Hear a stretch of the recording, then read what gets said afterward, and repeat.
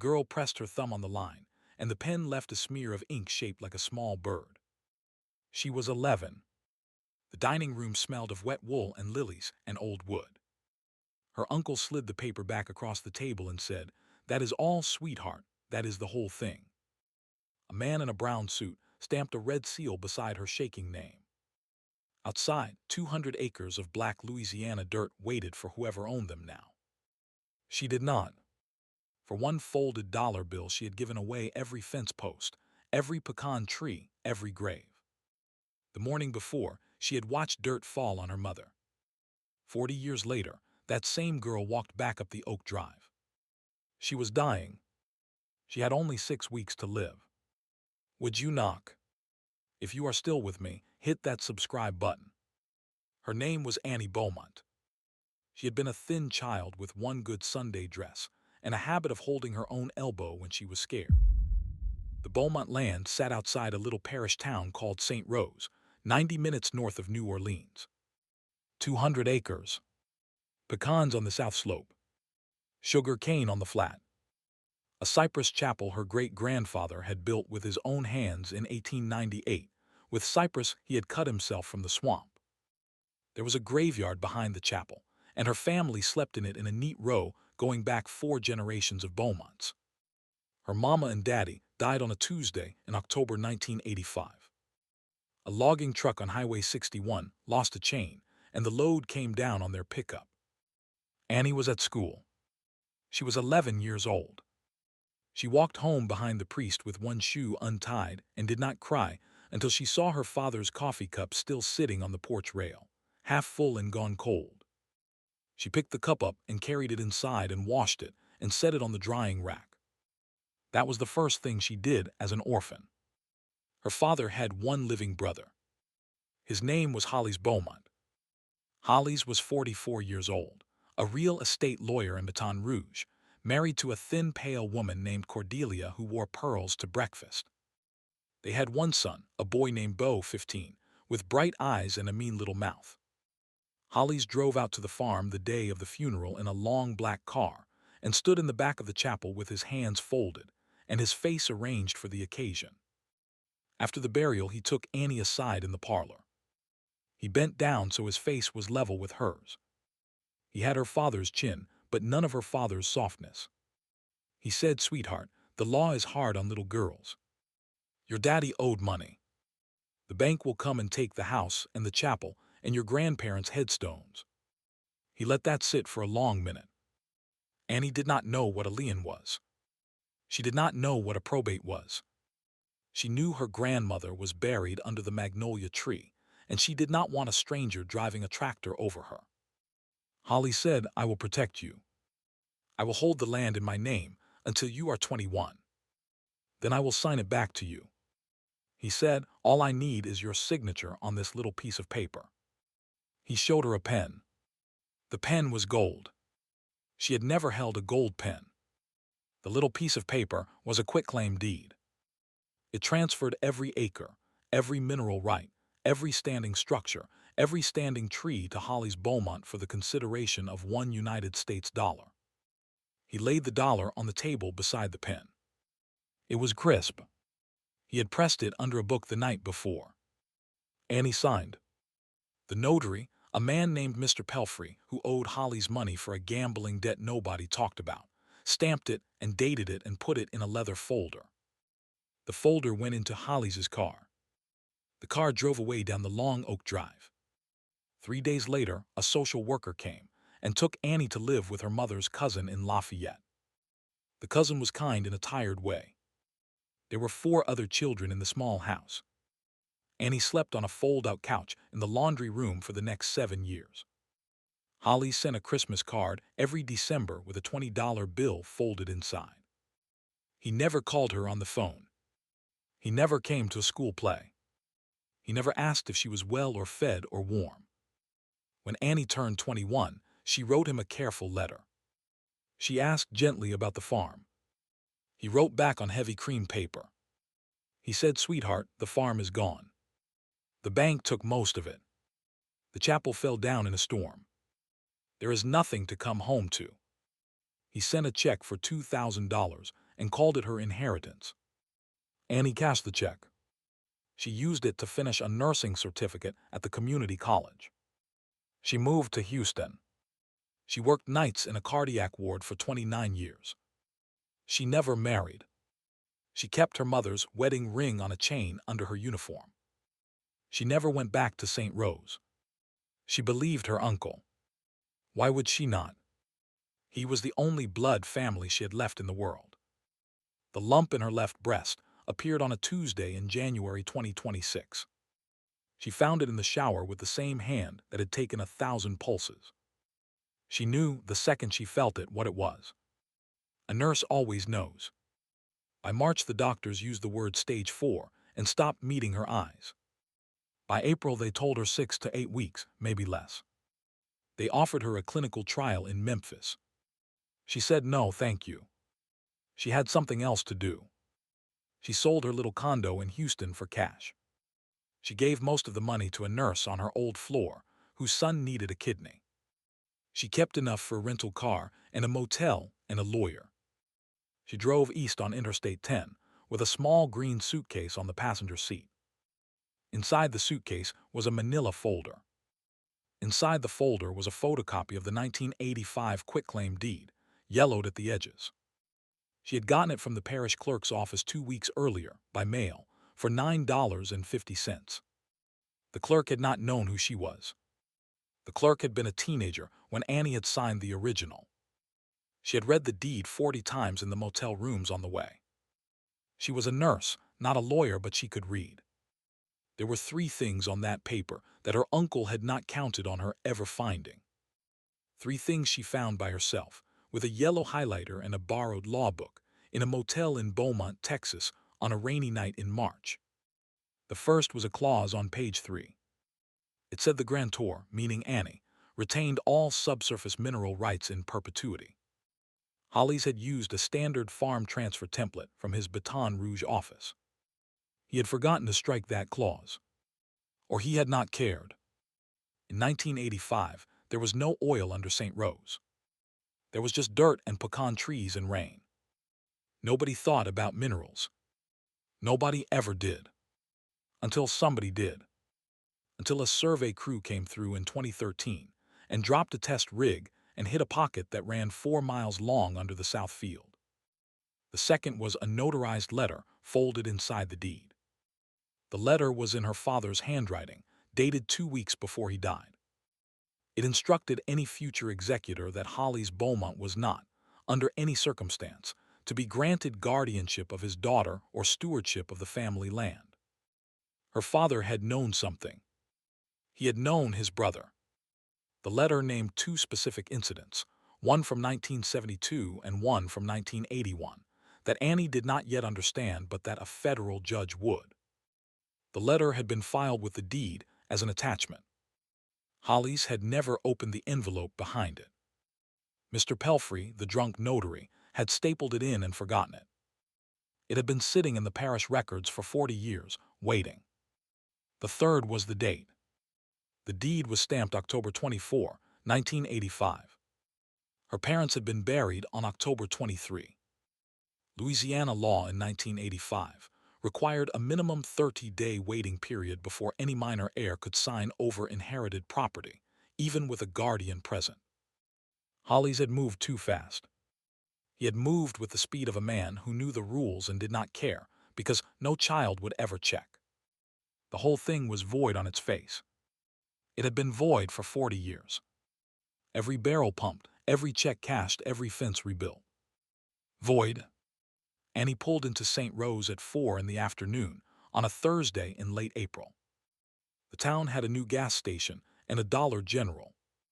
The rest of it looked the same. She drove past the school where she had untied her shoe. She drove past the chapel road. The chapel was still standing. Hollis had lied about that too. The roof was patched in tin. The bell was gone from the tower. But the walls were standing, and the cypress was still good, and someone had cut the grass that month. She turned onto the long oak drive. The trees were bigger now, their branches almost touching over the gravel. At the end of the drive was her mother's house. It had been painted white. There was a new wing on the east side. There were 3 trucks in the yard, and a flagpole and a brass plaque by the door that said Beaumont Family Holdings, established 1898. In the south field, past the pecans, she could see them. 6 oil pumps, black and slow, nodding like patient horses. They had been nodding there for 11 years. They had paid for the white paint and the new wing and the 3 trucks and the flag. She parked the rental car. She got out. She smoothed her gray hospital cardigan over her thin shoulders. She walked up the porch steps. The boards were the same boards.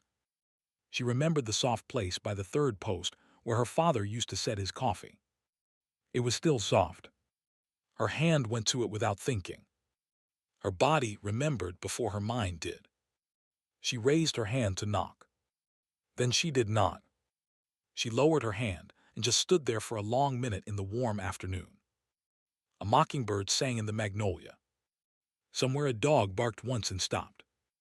The pumps in the south field kept nodding. The wind moved through the oaks and sounded exactly the way it had sounded the day she signed the paper. Soft, slow, almost kind.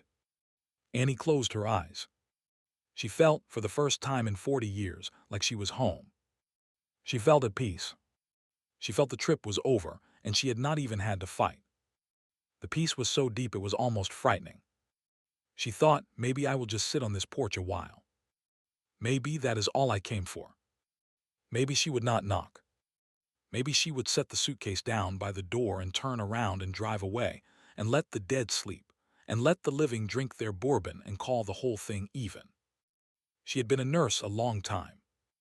She had learned how to leave a room. She had learned how to walk out of a hospice bay without looking back at the bed. She could do it here too. She could let go. The pumps would keep nodding. The cousins would keep eating. The chapel would keep falling slowly into itself. And nobody would ever know she had come.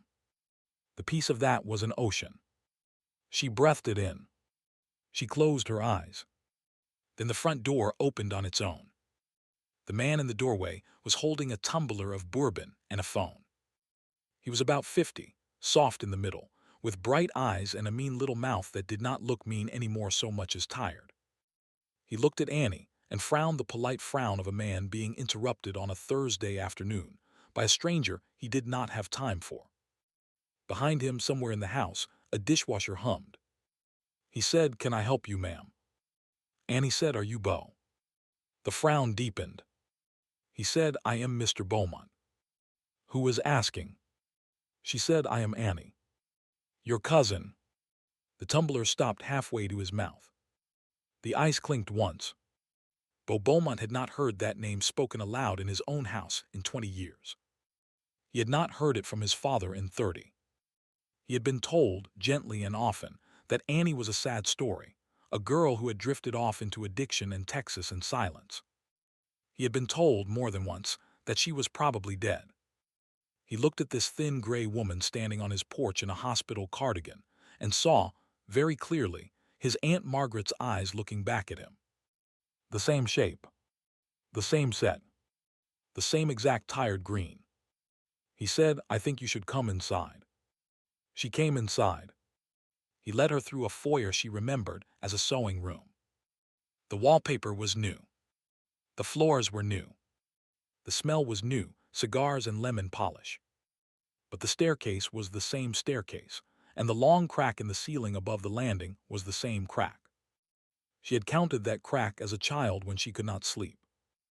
It had grown an inch in 40 years. She noted that. A nurse notices growth. He took her to the kitchen. He poured her a glass of water without asking. He sat across from her at a long marble island that had not been there in 1985. He said, "My father told me you were sick." She said, "Your father is alive." Beau said, "He is. He is 85. He lives in a memory unit in Baton Rouge. He does not know my name most days." Annie nodded. She did not feel triumph. She did not feel anything yet. She set the green suitcase on the marble. She opened it. She took out the manila folder. She slid it across to him. He read the deed first. His face did not change. He had grown up around deeds. He knew what they were worth. He read the clause about mineral rights and his jaw moved once, very slightly. Then he read his grandfather's letter. He read it twice. His hand began to tremble. He set the bourbon down on the marble and pushed it away from himself. He said, "Where did you get this?" She said, "The parish. It has been there the whole time. You have been pumping oil out of land that legally belongs to me since 2015. You have been doing it on a deed that was void the day it was signed. That is your first payoff. If you are still with me, hit that subscribe button. Stay with me because this gets worse." He said, "My father." She said, "Your father." There was a long silence. Outside, one of the pumps in the south field hit a bad bearing and made a small dry shriek before settling. Bo heard it. He had heard it 1,000 times. He had never once thought about who, in the deepest legal sense, that sound belonged to. The sound belonged to a dying woman in his kitchen. He said, "What do you want, Annie?" She said, "I want what is mine. I want the mineral rights restored. I want a forensic accounting of every barrel pumped since 2015. I want the chapel deeded back to the parish in my mother's name. And I want my parents' graves moved off the easement before your next pad goes in." He said, "That is a lot." She said, "I have 6 weeks. Maybe less." He said, "The judge in this parish is my wife's father. The sheriff is my brother-in-law. The bank is on my board. You know that. You have to know that." She said, "I do know that. I also know that the Louisiana State Bar has a fraud division in Baton Rouge that does not answer to your wife's father. And I know a reporter at the Times-Picayune who has been asking about your father for 3 years. And I know that you, Bo, are not your father. At least I hope you are not." He looked at her for a long moment. She looked back. The mockingbird outside was still singing in the magnolia tree. He said, "You are not what I expected." She said, "Neither are you." He said, "Give me a week. Do not file yet. Give me a week to look at this. Stay in town. There is a guest house on the back of the property. It was my grandmother's. It is empty. Stay there. Please." She thought about it for a long minute. She said, 3 days. Then I file. 3 days for what your father owes me. 3 days for what your grandfather wanted. After that, I do not have any more days to give anybody." He nodded once. He folded the deed back into the folder, very gently, the way a man folds a flag. He pushed it across the marble back to her. He did not try to keep it. That, more than anything else, was what made her think he might be different from the boy with the mean little mouth she remembered from 1985. She did not stay in the guest house. She stayed in the motel by the Dollar General and slept 10 hours straight for the first time in a month. In the morning, she drove to a small office in a strip mall in La Place and met a lawyer named Yvette Boudreau. Yvette was 58, black, sharp-eyed, with reading glasses on a beaded chain and a framed photograph of her own grandmother on the wall behind her desk. She had been recommended by a nurse in Houston whose sister had sued an oil company and won 3 years before. Yvette read the deed in 12 minutes. She read the letter in 3. She took off her glasses and set them on her desk and said, "Baby, this is not a case. This is a coronation." She said the 30-day rule alone voids the transfer. The mineral rights clause is a separate cause of action for back royalties. The unopened letter is fraud on the notary. We will file in federal court, not parish. Your uncle's judge friends cannot touch federal. We will name Bo as trustee, not defendant if he cooperates. We will name the oil company as a party in interest. They will settle in 48 hours because no operator wants a cloud on a producing field worth what this one is worth. Annie said, "I do not have 48 hours to spare. I have 6 weeks." Yvette looked at her over the desk. She said, "Then we file Monday morning at 8. We hold a press conference at 9. We will have a settlement offer by Wednesday afternoon." Annie said, "What about Bo?" Yvette said, "What about him?" Annie said he asked for a week. I gave him 3 days. Yvette said, 3 days is generous, baby. But I will hold the filing if you tell me to. He is your blood, not mine. On the second day, Beau drove out to the motel. He came alone in an old farm truck, not the long car. He sat on the hood of the truck and waited until Annie came out of room 12 in her cardigan with a paper cup of motel coffee. He had a cardboard banker's box in the truck bed. He said, I went into my father's office last night. She did not say anything. She waited. He said, there is a safe behind the painting of my grandfather. I have known the combination since I was 12. I opened it. He had a folder in there. A folder about you. Pictures of your house in Houston. A copy of your nursing license. A copy of your cancer diagnosis from a hospital billing service he was paying somebody to leak.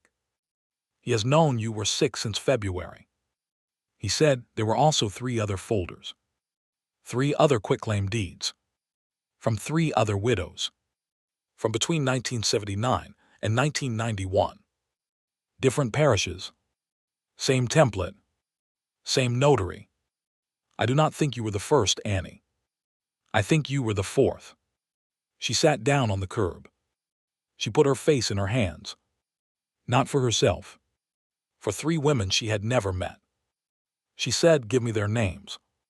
He gave her the box. He said, take it. Take everything. I am not my father. I have a daughter. She is 12. I do not want her to inherit this. I do not want her to inherit any of it. She said, what do you want, Beau? He said, I want the chapel back in the parish's name. I want my grandfather's letter framed on the wall of the foyer where my father used to drink his coffee. I want the pumps off the south field within 5 years. I want a scholarship in your mother's name at the parish school. I want my daughter to grow up next to a chapel that rings on Sunday again. I want you to live long enough to see it. She said, I cannot promise the last one. He said, I know. I know you cannot. I am asking anyway. She said the rest, yes. They shook hands on the hood of the truck in the gravel lot of a motel in St. Rose, Louisiana. A semi went past on the highway. The pumps in the south field, 3 miles away, kept nodding their slow, patient nod. On Monday morning, Yvette Boudreau filed in federal court in New Orleans. By Wednesday afternoon, the oil company had offered a settlement of $14.2 million in back royalties and a renegotiated lease at market rate. By Friday, Holly's Beaumont's law license had been suspended pending review by the state bar. By the following Tuesday, the 3 other widows had been contacted by Yvette herself. 2 were still alive. 1 wept on the phone for 10 minutes and could not speak.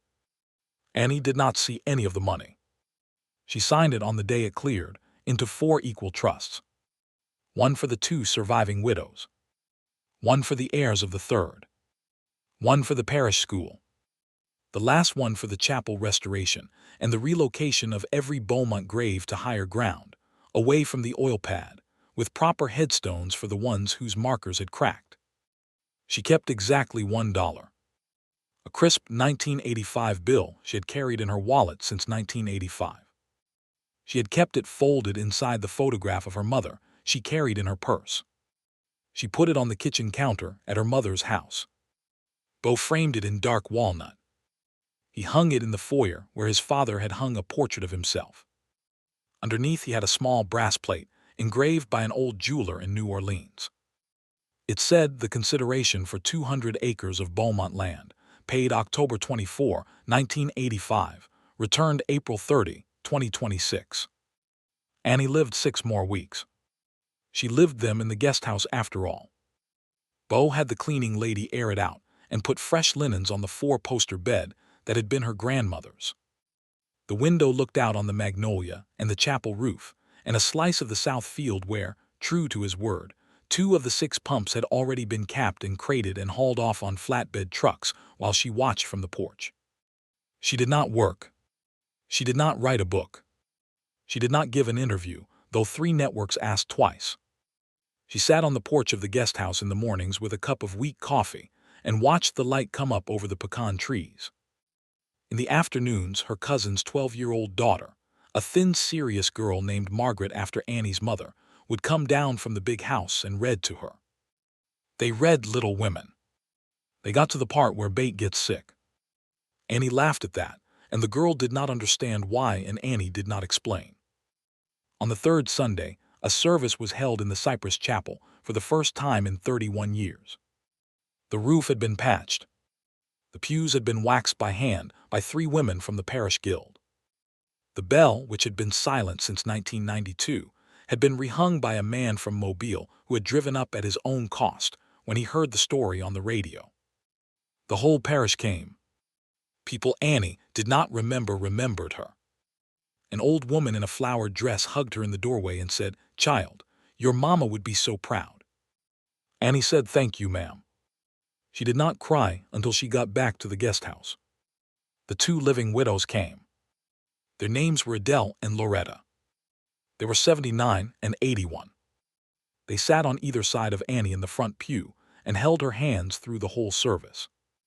None of the 3 of them said much. They did not need to.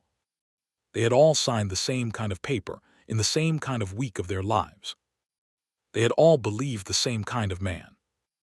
They had all waited 40 years for someone to say their name out loud in a courtroom. Hollis Beaumont was not in the chapel. He was in a memory unit in Baton Rouge. He did not know what year it was. He did not know his son's name. He sometimes asked the nurses for his brother, who had been dead since 1985. The nurses said, "He is on his way, Mr. Beaumont." Hollis would nod and go to sleep with a small smile on his face. Annie did not visit him. Beau did every Sunday, the way he always had. Beau said it was complicated. Annie said, "I know.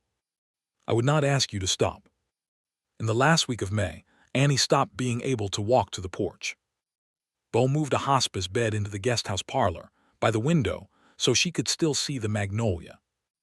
The hospice nurse was a young man named Daniel who had trained on the same cardiac floor in Houston, where Annie had worked for 29 years. He recognized her name on the chart and almost dropped his clipboard. He held her hand more than he had to. She did not mind. On the 2nd of June, in the late afternoon, Annie asked Beau to read her father's letter out loud. He did. His voice broke in the middle, and he started over from the top. She closed her eyes and listened to her father's words in her cousin's mouth. When he was done, she said, "That is the first time I have heard his voice in 41 years. Beau folded the letter and put it back in her hand. She held it against her chest with both hands. She died that night, a little after midnight. The window was open. The mockingbird in the magnolia sang for almost an hour before it stopped. The hospice nurse said he had never seen a death so quiet in 12 years of doing the work. They buried her behind the chapel, in the new row, beside her mother and father. The headstone was simple. Annie Margaret Beaumont, daughter of this land, returned home. The dates were small. The third line was the one Beau had insisted on. It said she signed it back for $1. The chapel bell rang 12 times. The pecan trees moved a little in the warm wind. The pumps in the south field, what was left of them, kept their slow nodding rhythm, but quieter now and farther off, and one by one over the next 4 years they would all be gone. In the foyer of the big house, the framed dollar bill still hangs on the wall. The brass plate has been polished so many times by the cleaning lady that the engraving is starting to soften at the edges. Beau's daughter Margaret, who is now 16, walks past it every morning on her way to school. She always touches the corner of the frame with 2 fingers. Her father taught her to. She does not always remember why. But the gesture is there. And the land, 200 acres of black Louisiana dirt, with a chapel and a graveyard and a long oak drive and a magnolia tree and a soft place on the third porch board, belongs again, finally, to the family that planted it.